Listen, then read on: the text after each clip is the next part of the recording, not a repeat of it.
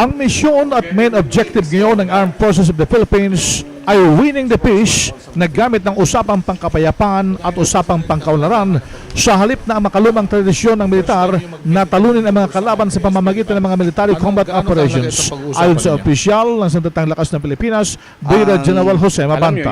Ito ngayon ang tututukan ng mga tropa matapos ng consultative dialogue ng apat na ahensya na pinangunahan ng Defense Department, Department of Interior and Local Government at ng Philippine National Police. At ayon kay Mabanta, this is not only the plan of the armed forces, but rather everybody's plan, and we want to invite ownership so that we will all push for its eventual accomplishment.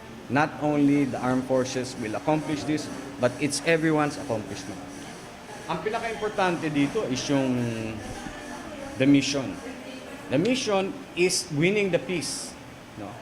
Rather than the traditional roles of military operation plans of defeating, neutralizing, killing, body count. We're doing away with that. Rather, the main objective at this point is winning the peace.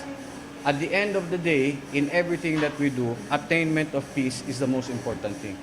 subalit ayon kay Mabanta, hindi nangangahulugang titigil na ang militar para habulin ang mga terorista at bandidong gumagamit ng mga armas at patuloy sa kanilang karahasan. Well, for those who insist on using arms and insist on protracted warfare, they will have to face the full wrath of the military might. Si Brigadier General Jose Mabanta Jr., RH 911, Bing Formento ng DCRH Nationwide.